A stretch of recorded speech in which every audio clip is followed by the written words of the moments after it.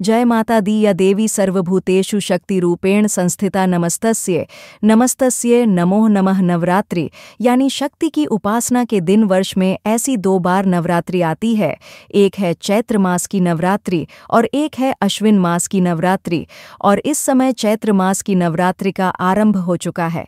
जैसा कि हमने नवरात्रि की पिछले वीडियो में सुना था कि हमें इस भौतिक दुर्ग से मुक्त होने के लिए देवी दुर्गा के दिव्य आशीर्वाद और मार्गदर्शन की परम आवश्यकता पड़ती है।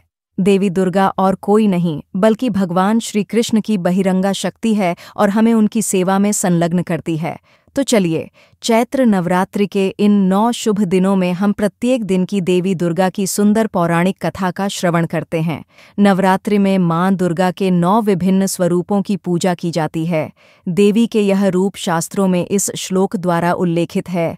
प्रथमम शैलपुत्री च द्वितीयम ब्रह्मचारिणी तृतीयम चंद्रघंटे कुष्मांडे चतुर्थकम पंचम स्कंध माते षष्ठम कात्यायनी च सप्तम कालरात्रि महा गौरीति चष्मा नवमम सिद्धिदात्री च नव दुर्गा प्रकीर्णनी नामानि ब्रह्मणव महात्मनः। अर्थात देवी दुर्गा के 9 रूप है। माम शैलपुत्री, माम ब्रह्मचारिणी, माम चंद्रघंटा, माम कुष्मांडा, माम स्कंद माता, मां कात्यायनी, मां कालरात्रि, माम महागौरी और माम सिद्धिदात्री।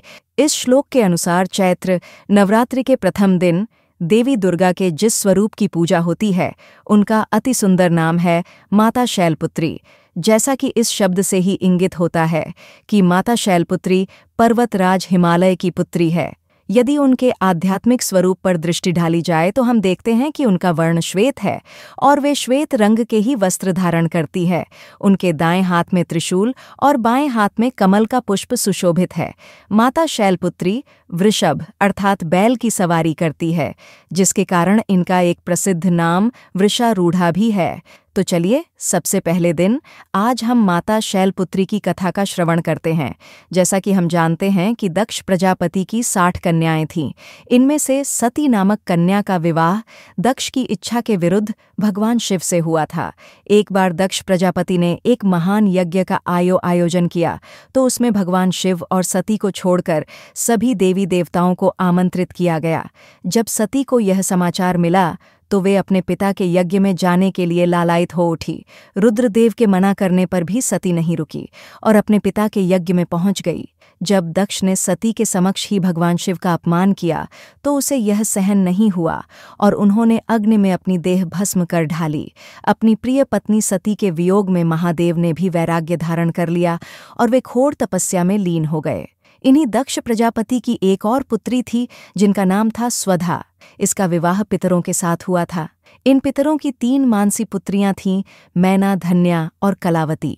अब देखिए, एक समय ऐसा हुआ कि यह तीनों कन्याएं भगवान विष्णु के दर्शन करने के लिए श्वेत द्वीप में पधारी और उसी समय 4 कुमार भी वहां पहुंच गए। इन चारों सिद्धगणों को देखकर वहां उपस्थित सभी लोगों ने अपने आसन से उठकर उनका स्वागत सत्कार किया, लेकिन पितरों की यह 3 कन्याएं अपने स्थान से नहीं उठीं। यह देखकर चारों कुमार उन पर क्रोधित हो गए और उन तीनों को स्वर्ग से दूर होकर नर स्त्री बनने का श्राप दे ढाला। इस अभिशाप को सुनकर तीनों कन्याएं उनके चरणों में गिरकर क्षमा याचना करने लगी। इन तीनों पर दया दिखाते हुए चतुष्कुमारों ने इन्हें भिन्न भिन्न वरदान दिए। उन्होंने सबसे बड़ी कन्या मैना को पर्वतराज हिमालय की पत्नी और देवी पार्वती की माता बनने का वरदान दिया। दूसरी कन्या धन्या को महाराज जनक की पत्नी और देवी सीता की माता होने का वरदान दिया। तीसरी कन्या कलावती को वृषभानु वैश्य की पत्नी और देवी राधा की माता होने का वरदान मिला और इस प्रकार वरदान पाकर यह तीनों कन्याएं श्वेत द्वीप से अपने घर लौट आईं। वरदान के अनुसार प्रथम कन्या मैना का विवाह पर्वतराज हिमालय से कर दिया गया। विवाह के पश्चात सभी देवी देवता राजा हिमालय और देवी मैना के पास पधारे। उन्हें कठोर तपस्या करके देवी उमा को अपनी पुत्री रूप में प्राप्त करने का अनुरोध करने लगे और ऐसा इसलिए आवश्यक था क्योंकि उस समय सभी देवी देवता तारकासुर नामक राक्षस के कोप से त्रस्त हो चुके थे, जिसे केवल महादेव का पुत्र ही मार सकता था। देवी सती के आत्मदाह के कारण यह कार्य अधूरा रह गया था और अब इस कार्य को पूर्ण करने के लिए देवी सती को पार्वती के रूप में अपना अगला जन्म लेना था। देवताओं की आज्ञा को शिरोधार्य करके राजा हिमालय और उनकी पत्नी तपस्या में लीन हो गए। देवी मैना सदैव ब्राह्मणों को दान देती, बड़े ही भक्तिभाव से देवी उमा की उपासना करती। पवित्र गंगा नदी के किनारे देवी उमा की मिट्टी की मूर्ति बनाकर देवी मैना उसे नाना प्रकार के भोग अर्पण करती। कठोर व्रत का पालन करते हुए कभी निराहार रहती तो कभी जल पर ही निर्भर रहती। एक समय तो उन्होंने केवल वायु पर ही जीवन यापन किया। इस प्रकार कठोर तपस्या करते हुए उन्हें 27 वर्ष बीत गए। इतने लंबे काल तक तपस्या करने के बाद जगदम्बा उमा देवी मैना से अत्यंत प्रसन्न हुई और उन्हें दर्शन देकर वरदान मांगने के लिए कहा। तब देवी मैना ने उनसे आग्रह किया कि वे स्वयं उनकी पुत्री के रूप में अवतरित हो। देवी उमा ने उन्हें यह वरदान दिया और राजा हिमालय के घर पार्वती के रूप में अवतरित हुई। हिमालय पर्वतों के राजा थे और पर्वत को शैल भी कहते हैं, इसीलिए पार्वती का एक नाम शैलपुत्री भी पड़ा। उनका एक अन्य नाम हेमवती भी है। तो यह थी माता शैलपुत्री की संक्षिप्त कथा। आज प्रथम नवरात्रि के दिन माता शैलपुत्री की पूजा, आराधना और उपासना की जाती है। उनकी पूजा करने के लिए इस दिन सुबह जल्दी उठकर स्नान आदि से निवृत्त होना चाहिए। इसके बाद विधिपूर्वक कलश स्थापना करें। माता शैलपुत्री का चित्र भी रखें। इसके बाद देवी को कुमकुम तथा अक्षत अर्पित करें।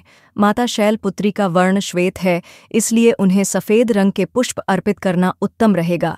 इसी प्रकार उन्हें सफ़ेद रंग के मिष्ठान जैसे कि खीर और चावल भी अत्यंत प्रिय है। आज के दिन माता शैलपुत्री के इस मंत्र का जाप कर सकते हैं।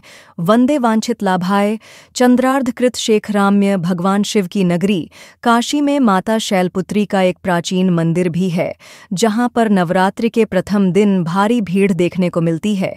कहते हैं कि इस मंदिर में माता शैलपुत्री के दर्शन करने मात्र से श्रद्धालुओं की सभी इच्छाएं पूर्ण हो जाती हैं। माता शैलपुत्री को वाराणसी भी अत्यंत प्रिय है, इसलिए वे यहाँ सदा निवास करती हैं। वाराणसी शहर भारत के सभी प्रमुख शहरों से सड़क, रेल और हवाई मार्ग से जुड़ा है और यहाँ सरलता से पहुँचा जा सकता है। तो यह थी चैत्र नवरात्रि के प्रथम दिन माता शैलपुत्री की कथा। अगर आपको यह कथा अच्छी लगी है तो हमें नीचे कमेंट बॉक्स में लिखकर बताएं और इसे अपने मित्रों और परिवारजनों को भी शेयर कर दें। अगर आप इस चैनल पर पहली बार आए हैं तो याद से आपके अपने इस चैनल को सब्सक्राइब करें, ताकि नवरात्रि की आने वाली कथाओं का नोटिफिकेशन आपको सरलता से मिल जाए। तो बोलो मां शैलपुत्री की जय। तो दोस्तों, यह जानकारी आपको अच्छी लगी तो कमेंट में जय माता दी ज़रूर लिखें, और अगर आपका कोई सवाल हो तो उसे कमेंट बॉक्स में अवश्य पूछ लें। जय माता दी, जय मां शैलपुत्री।